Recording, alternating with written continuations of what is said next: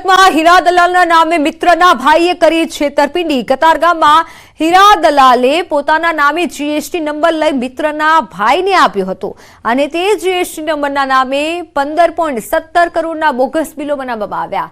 મિત્રની જાણ બહાર બિલોના ટ્રાન્ઝેક્શન થયા હતા, જેને લઈને હીરા દલાલે ફરિયાદ નોંધાવી હતી અને ક્રાઇમ બ્રાન્ચે એક આરોપીની ધરપકડ કરી છે।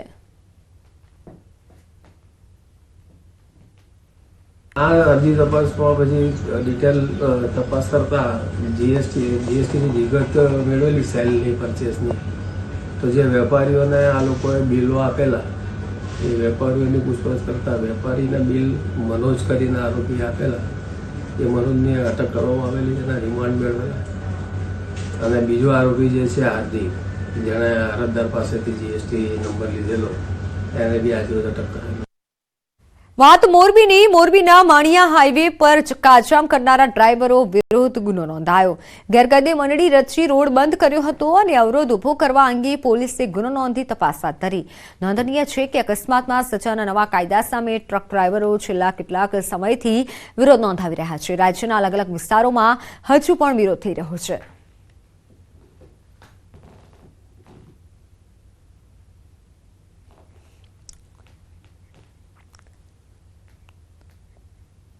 ભાવનગર ટ્રાન્સપોર્ટ એસોસિએશને નવા કાયદા અંગે વિરોધ કર્યો છે। પોલીસની હાજરીમાં ડ્રાઈવરોએ ચક્કાજામ કર્યો।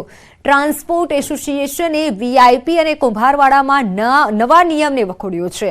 અકસ્માતના નવા કાયદા અંગે વિરોધ કરવામાં આવ્યો છે।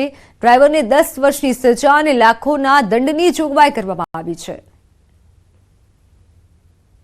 અમારો વિરોધ છે કે ભાઈ અમે અમિત શાહજી એમ કીધું છે કે ભાઈ એક્સિડન્ટ કરીને ભાગી જાય તો 10 લાખ રૂપિયાનો દંડ અને 10 વર્ષની સજા, તો એની કોણ ગેરંટી લેશે કે એને મારી નાખશે ચાલુ પબ્લિક?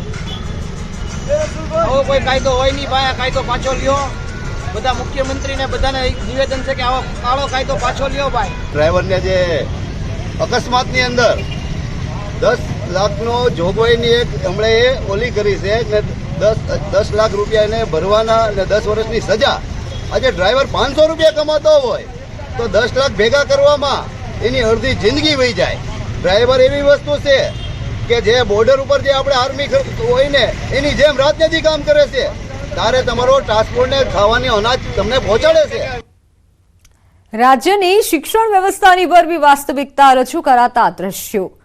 આ દ્રશ્યો છે છોટાઉદેપુરના બેલવાંટ ગામના।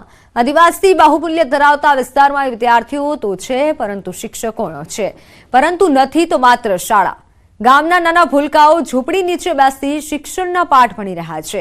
એવું નથી કે આઝાદી બાદ ગામમાં શાળા જ નહોતી, શાળા તો હતી, પરંતુ જર્જરિત થતા નવીનીકરણ માટે તોડી પડાઈ, જેના પણ 1.5 વર્ષ જેટલો સમય થઈ ગયો, પરંતુ શાળાનું નવીનીકરણ થયું નથી।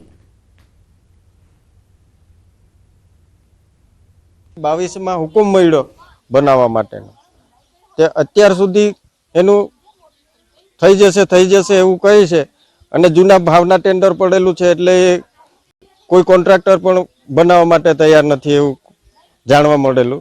પણ અત્યારે અમે એવું 2-3 ઠેકાણે એવી માહિતી મળી, જાણવા મળ્યું કે સ્કૂલ બની ગઈ છે 5 ઓરડા, તો અત્યાર સુધી અહીંયા કંઈ દેખાતું જ નથી। અને એ 2022 પહેલા 5 ઓરડા કે પાસ થયેલા છે, પાસ થવાનું વારંવાર કહે છે, પણ હજુ ઓરડાનું કોઈ કામ શરૂ થયું નથી। અને ત્યાં હું વારંવાર જિલ્લામાં જાઉં છું ત્યારે કહે છે કે ટેન્ડર બેન ભરીએ છીએ, પણ ટેન્ડર રીટેન્ડર થયા કરે છે।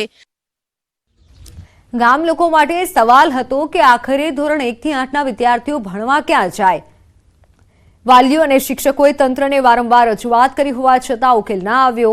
આખરે સ્થાનિકોએ જ ગામના એક ઝૂંપડામાં આંગણવાડી અને પંચાયતના હોલમાં ભણવાની વ્યવસ્થા કરી। એમાં પાણીની સગવડ નથી અને બેસવાની બી પણ સગવડ નથી, એટલે આ આશ્રમ જલ્દી બની જાય તો સારું। અને ટીસીબી પણ અહીંયા જુએ છોકરાને લાયક નથી અહીંયા બિલોટમાં।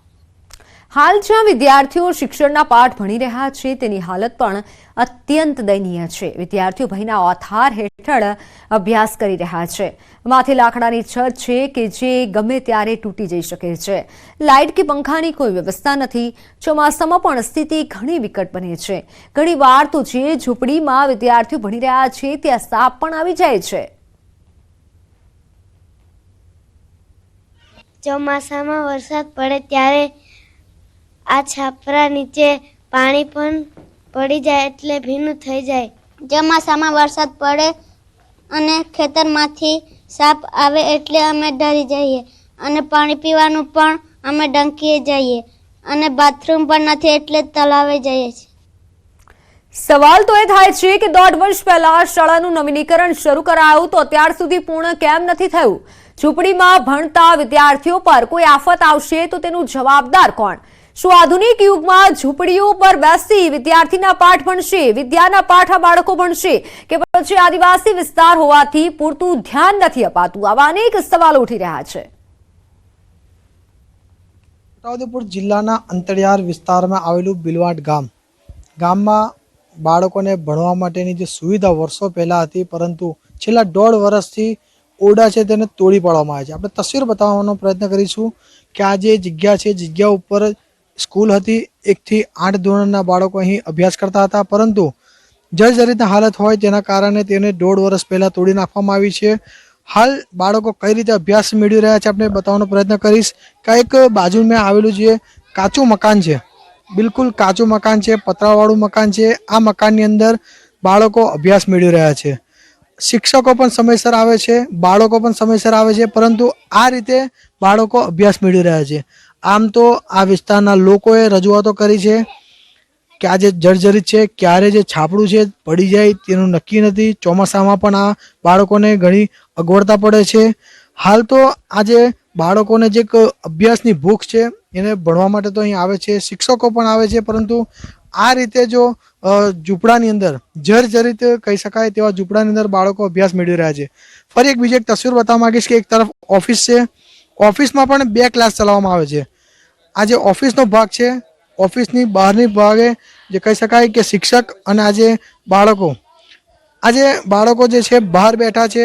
શિયાળોનો સમય છે અને હાલ બહાર બેસીને અભ્યાસ મેળવી રહ્યા છે. એટલે ચોક્કસથી આ ગામની અંદર જે 124 જેટલા બાળકો અહીં અભ્યાસ મેળવતા હોય છે, પરંતુ અલગ અલગ વિભાજન કર્યું છે અને કોક પંચાયતના ઓરડામાં, કોક ઓફિસમાં, તો કોક આદિવાસી જે ઝૂંપડું કહેવાય કે આદિવાસી પરંપરાગત જે ઝૂંપડું બનાવે છે, હાલ તો જર્જરિત છે એવા ઝૂંપડાની અંદર હાલ બાળકો અભ્યાસ મેળવી રહ્યા છે. પરંતુ શું આ રીતે ભણશે ગુજરાત? સેજબ ખત્રી, ન્યૂઝ 18 ગુજરાતી, છોટાઉદેપુર. સુરેન્દ્રનગર જિલ્લામાં આવેલ સરકારી હોસ્પિટલ તેમજ CHC અને PHC કેન્દ્રમાં ડોક્ટર તેમજ અન્ય સ્ટાફની ઘટ છે. બીજી તરફ હાલ તો ડબલ ઋતુને લઈને સરકારી હોસ્પિટલો દર્દીઓથી ઉભરાઈ રહી છે, ત્યારે ખાસ કરી છેવાડાના વિસ્તારોમાં રહેતા દર્દીઓને સારવાર ન મળતા ખાનગી હોસ્પિટલમાં મોંઘી દાટ સારવાર કરાવવી પડે છે. બીજી તરફ કોરોનાની દહેશત વધતા સરકાર દ્વારા સરકારી હોસ્પિટલમાં પૂરતી સુવિધાઓ